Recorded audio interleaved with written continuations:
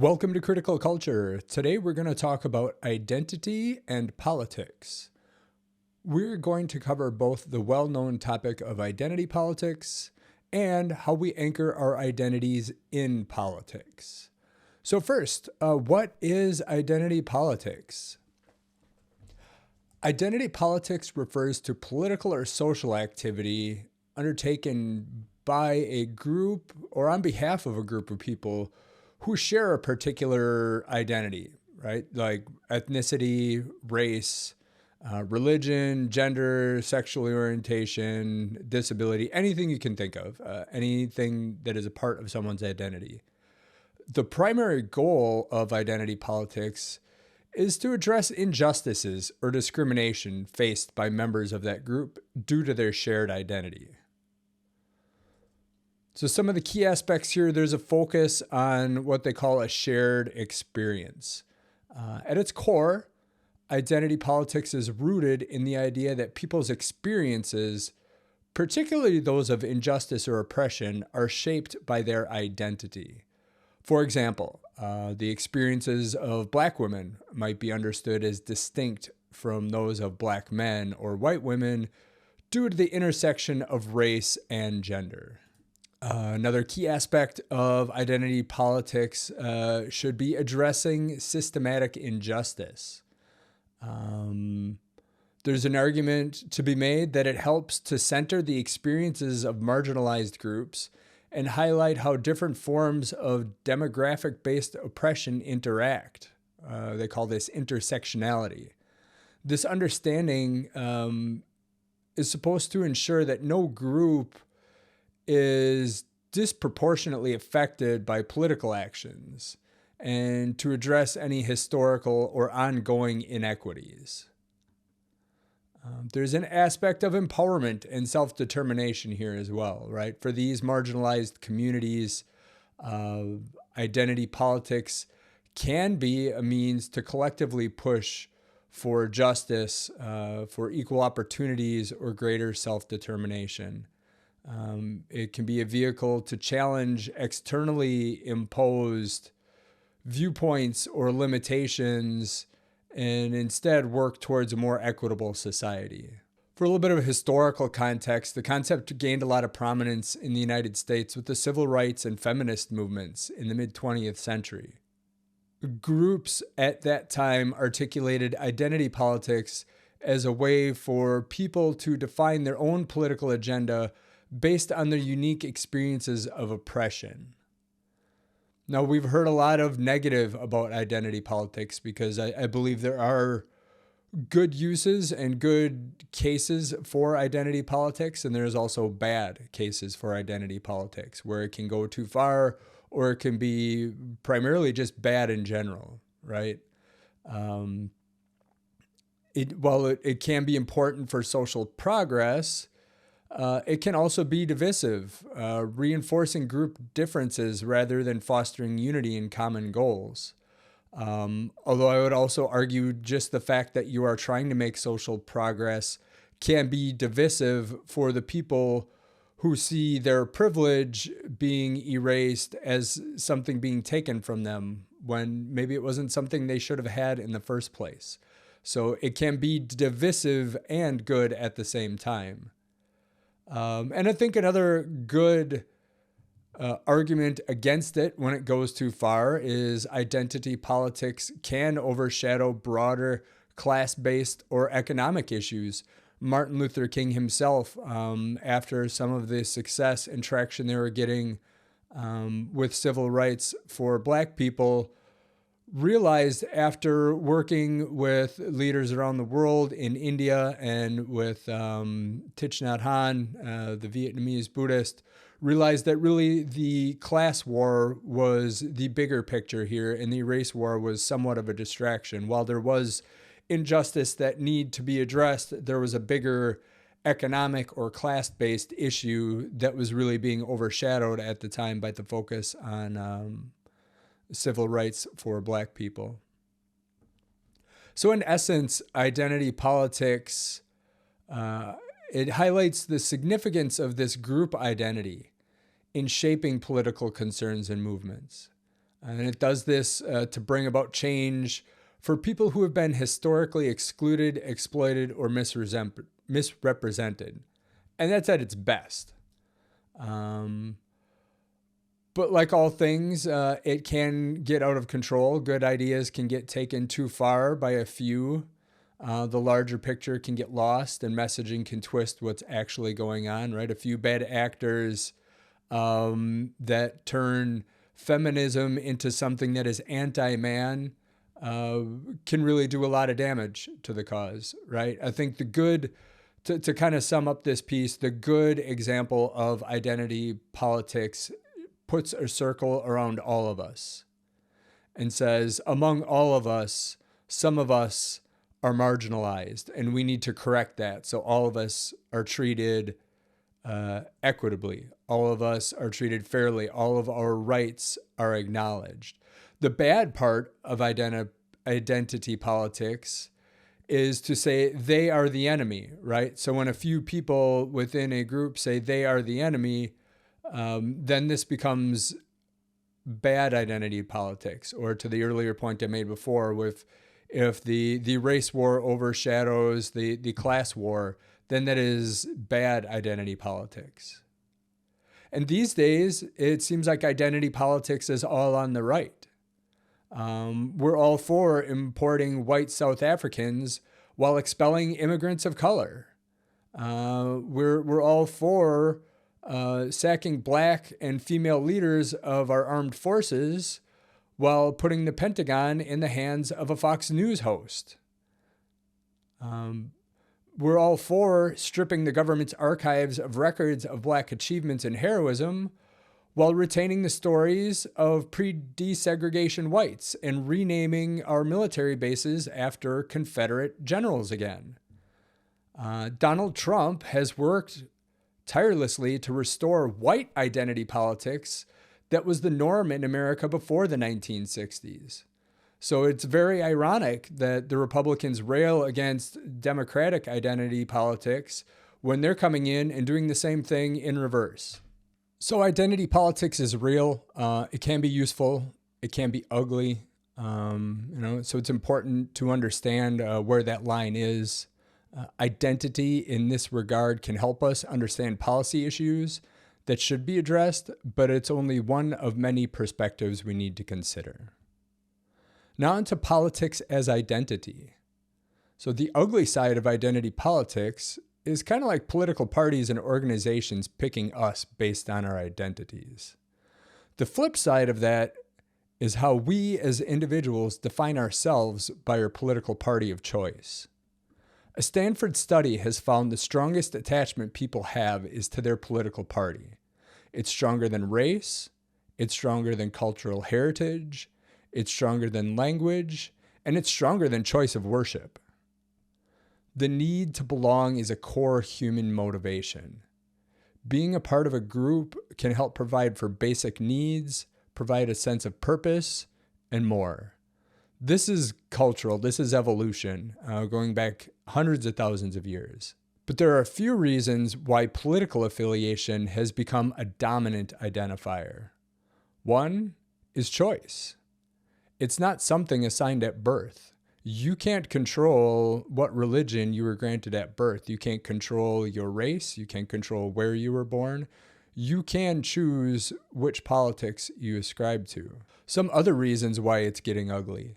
With race, religion, and gender, there are a lot of social norms reinforcing acceptable behavior. With politics, there are none. Far from it. In fact, in political settings, many of our leaders themselves encourage the types of behavior we wouldn't consider accepting in other contexts. Alarmingly, we are more motivated to hate what we are not more than support what we are. And this hatred for the other is stronger with Republicans.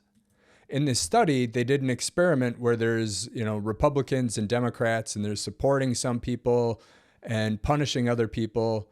And the support was pretty much the same. I think it was like 8%, whatever that means in the context of that study. So the support was kind of the same in both sides. If you're a Republican, you're going to support a Republican so much. If you're a Democrat, you're going to support a Democrat so much. In the punishment side of the experiment, the Democratic group was punished 60% more by Republicans than Republicans were punished by Democrats.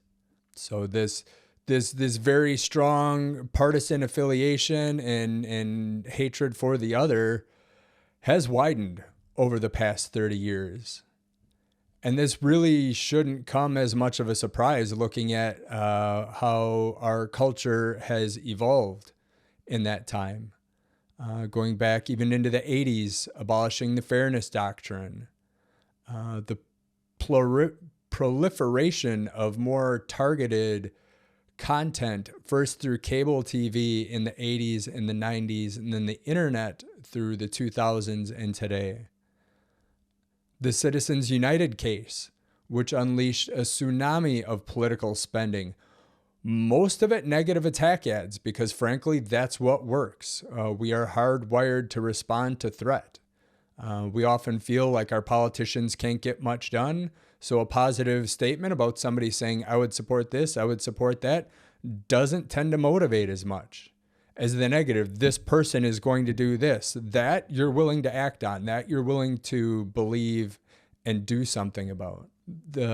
Consider also the length and frequency of political campaigns. I mean, it's not a day after a presidential campaign is won, new president isn't even in the office, and people are already talking about who is going to run for the opposition 4 years from now. Political campaigns are nonstop. And they are every year, multiple times a year, because some of this contention gets down to the state and local level. We are in a nonstop political campaign environment. Even if someone's not actively running and canvassing, they are in office. They are being covered by multiple news sources, all of them with their own spin. Politics has become a live sport that is 24/7, 365. So we are bathing in negative politics, and this isn't even really getting deep into policy. Most of it is politics, and there is a difference between the two, which is also part of the problem. Even individually, online, how we shape the discussions around, Democrat versus GOP or liberal versus conservative, if we want to be coy about it and not call people Democrats or Republicans, we say liberal and conservative, when those two terms are just labels that are really misapplied if you think about traditionally what those terms mean and what the parties necessarily say they stand for or stand for. A lot of personal attacks on people. Somebody posts something you don't like online, all of a sudden it's a personal attack against them as a person and labeling them as a Democrat or labeling them as a Trumper and attributing every nasty thing any Trumper has ever done to that person. This is the easy stuff, right? We can make these attacks, and we're identifying with our political party and our politics, and we're completely avoiding the useful stuff, which isn't easy. It's like, hey, let's talk about actual policy. You want to talk about gun control? No, I don't want to ban all guns, but maybe I do want universal background checks. Maybe there are some reasonable things that everybody agrees on, but nobody's getting done. But it's hard to have that conversation online, and it's hard to have that conversation when we just want to default to protecting our identity and our group that we are a part of, and we feel like we need to stay a part of to be safe and protected. And you see this in how people shift their positions to match their party or match the situation. And there's a couple examples I'll give here, and there's a lot more. In general, people are more beholden to the political party that they support than their positions, although that's not always true. In general, there's a lot of truth to that. I think one example that I know from this past year, on the Democratic side, I recall when Obama and Biden were president, Democrats, and rightfully so, were upset with Republicans that didn't want to raise the debt ceiling. The argument was that it was a fundamentally unsafe thing to do for our economy. That was like going nuclear. That was something you just don't do. It just wasn't right on the face of it. It doesn't matter who is in control or what the actual issue was. We need to raise the debt ceiling. That's the only responsible reaction to a situation where we're running up against the debt ceiling. And then this past year, when Republicans were in control and there was talk of raising the debt ceiling, there was some significant pressure from people on the left saying we shouldn't raise the debt ceiling. We should use this. We should go ahead and default, and we should try and use this as leverage to do something. And it was the exact opposite, I bet a lot of these people were saying before. And I get it on some level, right? Like you want to use whatever lever you have to try and implement your policy, but still there's a fundamental, when Democrats were in power, that was a fundamental, we cannot do this. And now it was, this is our only lever, let's do this. And I think that's the kind of example. Likewise, on the GOP side, they always talk about, we can't add to the deficit. We can't add to the debt. These things are sacrosanct, and we are in such dire position. We have to do drastic things to make sure this doesn't happen. And now their budget bill came through, which I will not call by the name they gave it because it's ridiculous. Their budget bill came through, and they add trillions of dollars to the debt over the next decade to give tax cuts to rich people and try to pay for it by cutting services that people rely on to live. So the Republicans are all about railing about we can't add to the debt, we can't add to the deficit. But then when they're in power, that's the first thing they're going to do. And plenty of their supporters have no problem with that. And I'm calling BS. It's the same thing. This is, I think, an example of where it's showing that people are on some level more beholden to the political party of their affiliation than they are to their ideals and their principles. There's a lot of talk about we need third parties, we need better politicians. We need to be better voters to call out these things and not shift so much on our priorities just to match this party or that party. Is part of the problem. The parties get away with what we let them get away with. So what is the prescription to all or any of this? According to Prussian military strategist Karl von Clausewitz, war is the continuation of politics by other means. Paul-Michel Foucault went a step further, arguing that political actions can be a form of warfare in themselves, using different tactics, but still aiming for domination and control. And I think I'd focus on the different tactics here, right? We need to take a step back and consider the perspective we want to take that's going to work here. And the frame I have for this is like competition. It's not competition versus cooperation. It's competition and cooperation. There's a saying that goes, I am against my brother and I are against my cousin and I are against the stranger. So there's always another threat on the horizon against which we would ally with our enemies against. There's ecological collapse. There's death by meteor. There are other companies. We are in cooperation and competition with China. And as Americans, we can look to that and say, you know what? You may have voted for Trump, but you are more aligned with me than the ruling party in China. And therefore, we can have competition politically for our ideology and our way of life and how we want to do this. But we also have to understand it's cooperation. It's the same with sports leagues. These sports teams compete against each other. Like if you look at the NFL, sports teams in the NFL, they compete against each other. These teams sometimes even break the rules to compete against each other, but they also have a framework for competition that puts their collective interest first above the competition between the teams. You look at warfare, even warfare has standards, right? We should compete for resources. We should compete for ideals, but there are things we just should not do because they're against human dignity and against what we should be standing for as people. The competition ensures that the best ideas win. The cooperation ensures that we all win in the end. And without this framework of both, we are likely to destroy ourselves. Individually, we have more control over shaping our conversations online, right? We want to go more towards policy, more towards specific actions by specific politicians, and less hate towards the outgroup. I posted something the other day that got some backlash from someone who is a independent, which I haven't mentioned much yet in this podcast, but I think that's somewhat similar to Democrats or Republicans, although probably I'm hoping more true to their ideals. He asked me a bunch of questions and then launched right into a tirade about the quote unquote typical Democratic viewpoint. And part of my response to him was, hey, I'll answer your questions. Yes, no, all these things, but don't even bring up Democrat or Republican. I'm not talking about politics. Politics is ugly. Nobody likes politics.